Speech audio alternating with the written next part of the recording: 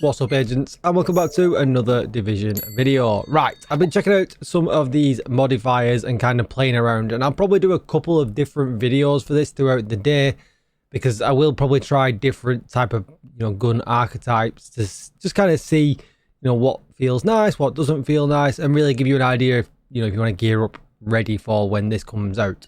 Don't forget to like, share, comment, and subscribe if this helps you out. I really would appreciate it. And let's get straight into it. Right, so first of all, I thought I would try an SMG build. Because it's really weird, right? When I look at these modifiers, I kind of feel like they're either built for a very up close and personal build or a very distance build. And the far away build being at long range, that kind of sinks in because obviously the type of gear that they've added this season as well all kind of sinks into being up close and personal. And then also having perfect versatile put into the game again makes you feel like they want you to play up close and personal. Mid-range kind of just gets told to go away. And the reason I say that is we'll look at the main active modifiers that we've got. So I've unlocked all of the modifiers, and All Out is the last one that you would lock on the journey. They've let us unlock them a bit easier this time around, but on the actual season journey, All Out is the last one that you unlock, and I think that's because it's probably the most powerful one. Now, I did think that reversal would be really good. It says swap the damage bonuses and equip passive modifiers between short and long ranges for a limited time. But what I've kind of come to the conclusion is you don't build your build around the active modifier. You build your build around the passive modifiers, and then you want to get bonus damage when you activate the active modifier. And activating the active modifier isn't straightforward. The game really only ever tells you every now and again, and I don't know if we're meant to be testing them or not. And I'll show you that in a minute. It's also a little bit awkward, so I've definitely put that in my feedback. So yeah, so I don't know. I'm struggling with the active modifiers. All Out works absolutely blinding. It's absolutely brilliant. But you wouldn't build your build with for passive modifiers, and then these two just wouldn't work out. For instance, Prime Time on trigger, all equipped passive modifiers become effective only within the medium range. Well, you built your range. You built your build for one of the ranges. You've not built it for the medium range. So why would you build a build to be ineffective most of the time and only effective during the modifier's uptime? Now, the problem we've got is at the moment with these modifiers, I figured out how we can activate them, but we don't get any indication on the screen of how long it lasts. It does say 10 seconds, but it says we extend it with every kill. But we don't have any indication of how long we have with the modifier anywhere. And we also don't have any indication of cooldown. So I don't seem to be able to use it in every area of a mission. And therefore, that kind of says to me, well, we shouldn't build a build around the active modifier whatsoever. That should be bonus damage. Well, if I built a build around short range or long range, I would never use Prime Time, because of activating it's going to put me in medium range where it's absolutely, pointless, because I built my build to be up close and personal. So now I'm going to have to move back, or if I'm in long range, I'm going to have to move forward. Now, that isn't, if you're in long range having to move forward, that might work. That might be okay. But then if you're using the new ranged gear sets that require you to be 30 meters or more, it's counteractive. So this Prime Time seems very counteractive. And then with the reversal one, swap the damage bonuses and equipping passive modifiers between short and long ranges for a limited time, increasing each zone amp damage by 25%. I mean, you could build in for this. So what you would probably do is have a nice secondary weapon that you could use to switch the bonuses and go from, playing long range into short range. And that also then plays with the new gear set that they brought into the game. And I guess that's the kind of combo that they want you to have. The 25 amp damage is very, very nice. But again, you've got to build the build expecting to play two different ranges. And I don't know. I don't know if it's just because there's a lot in the game right now, a lot of changes. The game feels very, very different. A lot of new gear. The enemies having 4 different active modifiers as well. It feels like a lot. like, and I guess over time we might get used to it and it might be a bit easier. We might see more, you know, as your things are in the game for longer, we tend to find better ways of running them, more ways of taking advantage of the damage bonus. We only had 3 days last week where we couldn't use these active modifiers, and then we got 3 days this week. And yeah, I think again, this takes much more thought, I guess, is what I'm trying to say, to take advantage of it, and it's if it works out to be worth it or not. Whereas all out, when activated, you get 10 seconds to eliminate an enemy within any range zone. The zone that the enemy was killed in will now count for the full spectrum, but this effect will slowly decrease. For each 5% it decreases, you receive 5% increased weapon damage. Eliminated enemies restores 2.5% of the effect.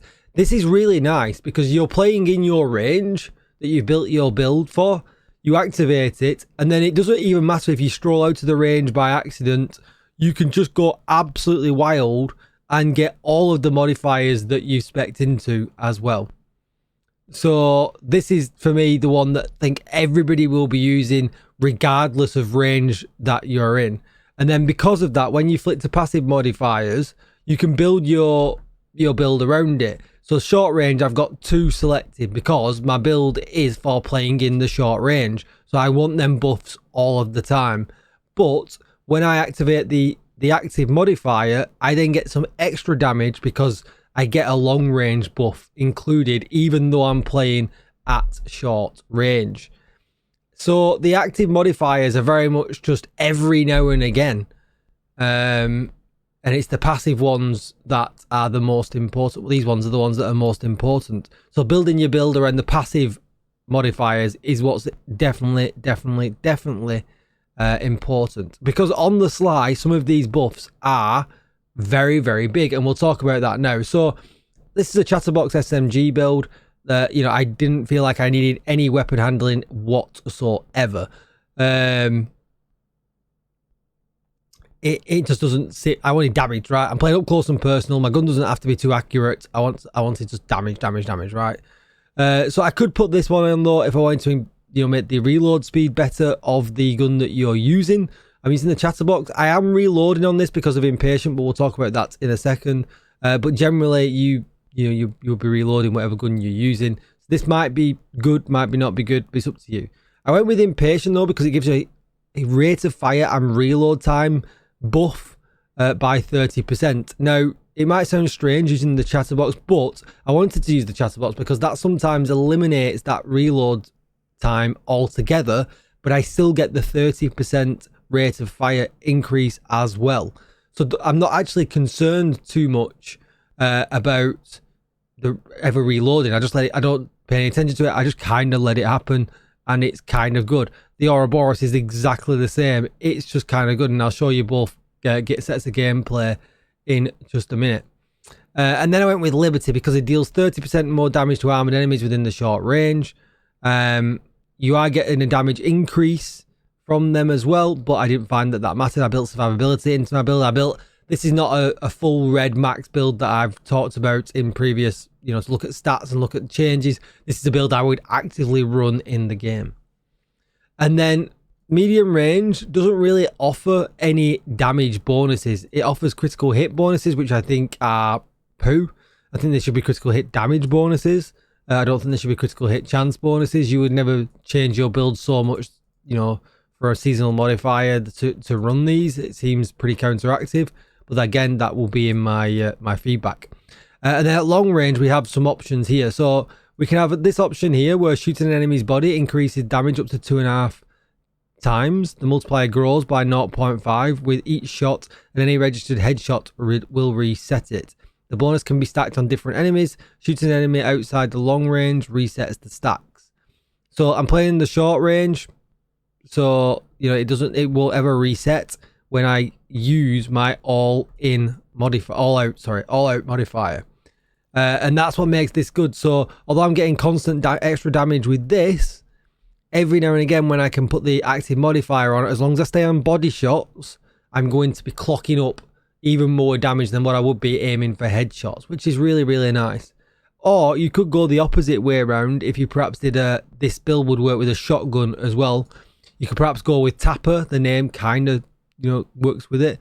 And headshot damage is increased by 150%, but body shots deal greatly reduced damage. Well, if you've done a headshot shotgun build, for instance, you could then activate it, keep going around tapping headshots, and probably do insane damage. And I might look at that towards the end of the video. We're already 10 minutes in. It's a long video, so that might be for another video. So yeah, so that's what I've kind of gone with. And then build wise, I've just gone with Hunter's Fury with 2 Palisade. Now it doesn't have to be this Palisade. I didn't know if I had my Liquid Engineer on me actually. Where is that? Yeah, you can put on Liquid Engineer. That would probably make more sense. In fact, we'll just do that now, right? And we'll keep the blue. Who cares? And the stats: 58, 156 crit damage. So SMGs, because of all the other changes, I feel like SMGs have a huge advantage again this season because the real easy to get to 60 crit chance. So with the chatterbox, you can see I'm running 58 crit chance, 168 crit damage. And if we did change that, we'll start off with the Ouroboros, right? Let's start off with the Ouroboros. And that's 53 crit chance, 163 crit damage. I would change the mod, but I've wasted enough time to make it close to 60. But this is what we're going to run. So let's reset this mission. This is a great example of a short range combat. So what you've got to do, which is not obvious in the game, because when you zoom in here, sometimes you get a message saying press T to activate the modifier. Now that's weird because T is also the Go Rogue key. So although you can have the modifiers on in the DZ, and I found that I was going rogue when trying to activate it. So again, that's something for feedback.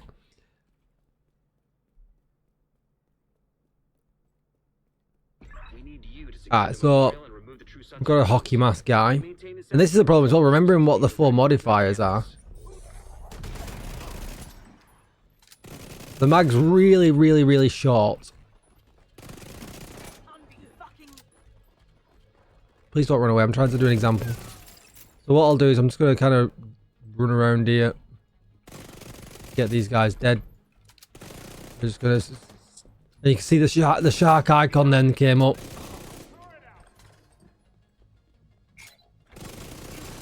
Killing the also killing the enemy's tools or equipment, whatever we want to call it, actually counts towards all of the modifiers. It's interesting.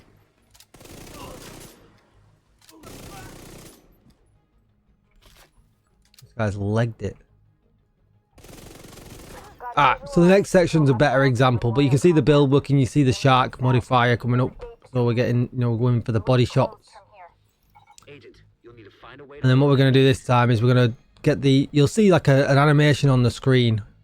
So watch... See the animation there? And then we're just going to... You can see the icon there is always blue. And as long as we keep killing...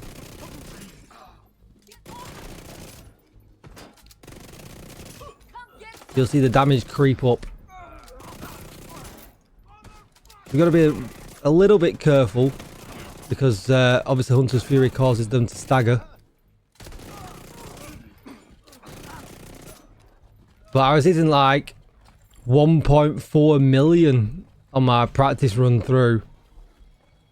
Now, what I did notice, obviously, so at the moment we don't know if the modifiers disappeared or not. But what I did notice is I did have enough time to kind of get into this section. So you go, it's still all blue. I'm still getting the long range bonus, even though I'm at short range.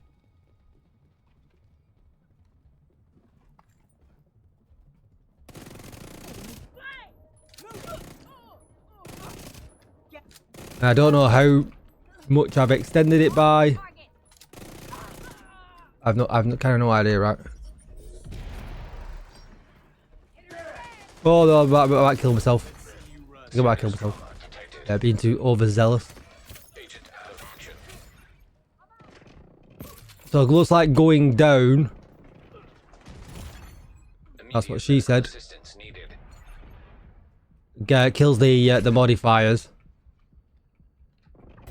Boom, he's dead. But going down kills the modifiers as well. So yeah, that's useful thing to know. But yeah, that's kind of it for that. Let's switch over to the chatterbox. I'll try not to be as overzealous this time, and you'll just kind of see how the chatterbox just works a little bit better.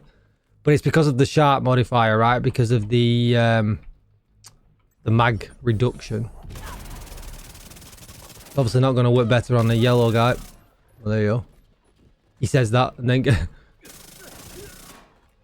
instantly gets the full mag.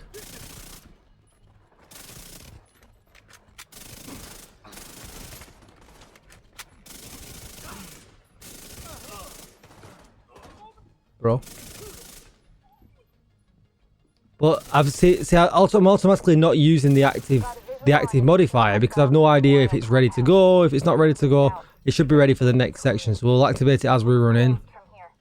Agent, you'll need to find a way to open that gate. Gotta kill my reload just to get a full mag back. Maybe I shouldn't have done that, but whatever. Now I've aggroed them. So there's the buff. Everything's now short range.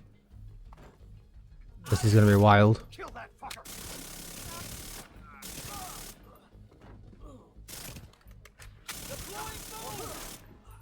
Oh, please don't form me. But is the mag not enough? Maybe not. Ah!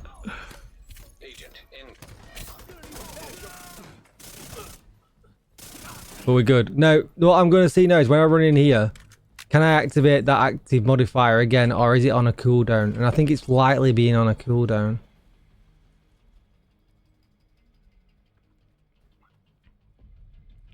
Some snakes. Yeah, so I can't activate that the active modifier now. And I have no idea when or why. Let's see if the chatterbox wins over the Ouroboros, so I'm better.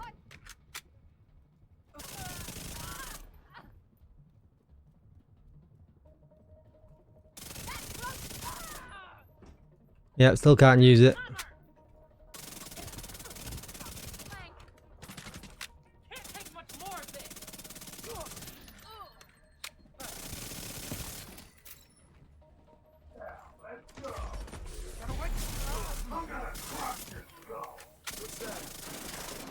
Can't get his bag.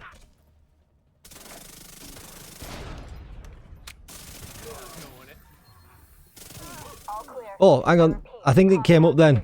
So yeah, so I did get it back at some point. But I only saw because... So it seems that you only get the notification to activate it if you're aiming and pointing at an enemy. And then you've got to press T. That needs to be way easier to activate. Like, just let me press a button. Why do I need to aim at somebody and press T to activate it? That needs to be way easier to activate. But yeah, that's kind of what I think is kind of probably good going forward. By all means, you could change the shark modifier. You know, you really could do that.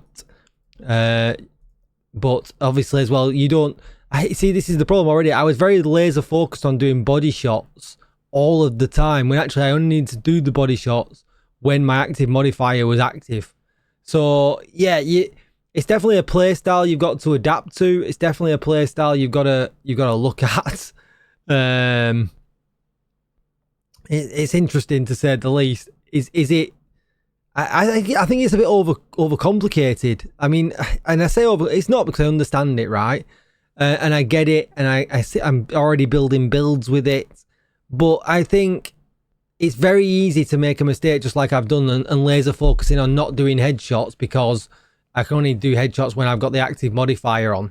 I think it's all just one step too many. I think it needs to be, it could be brought down. Like, give us half of these modifiers, half of the enemy modifiers, half of the active modifiers, like, and dumb it right down, and then split it over. You know, maybe split it in over a season. You know, what first section of a season is this, first section of a season is that, so it gets mixed up. I think, I don't know.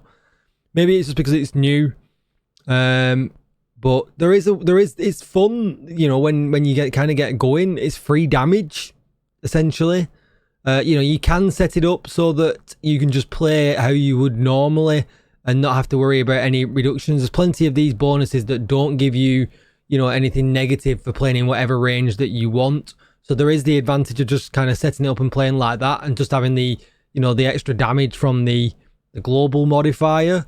So, you know, you do have the option, you know, rather than just turn it off, you can kind of set it up. You know, you could put, doesn't matter about the active modifier, you would just never activate it. But you could put, you know, you could put any of these on. Well, not put impatient on, but you could put drawback or liability on and not have to worry about it ever. Just have it on.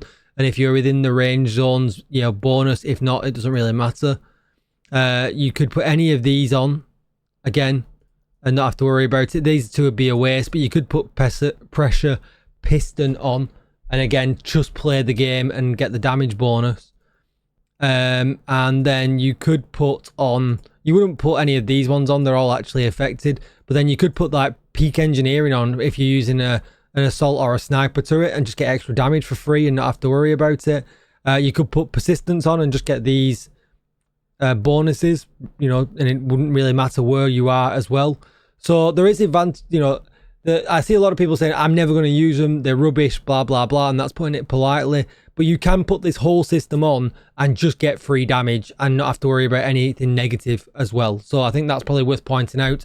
If anyone's still here at the end of a 21-minute video, this turned into a multi-factual video, so I hope people actually watch it. But I will be back. I'm going to do the shotgun build separately now. I've waited on for far too long. And then I'm going to look at a long-range builds as well, because I think I've kind of been messing around with the M1A and every now and again popping 4, 5, 6 mils worth of damage very easily with some of these modifiers. You just kind of got to, again, play at the right range and put the right modifiers on and use them correctly. So I hope this information has been useful. The gameplay certainly wasn't, but it's, you know, 7 o'clock in the morning, so, you know, give me a little bit of slack. Don't forget to like, share, comment, and subscribe. Thank you so much for watching. Follow me on X and join my community Discord. All the links are in the description. Thanks for watching, agents, and I'll see you in the next one. Bye-bye.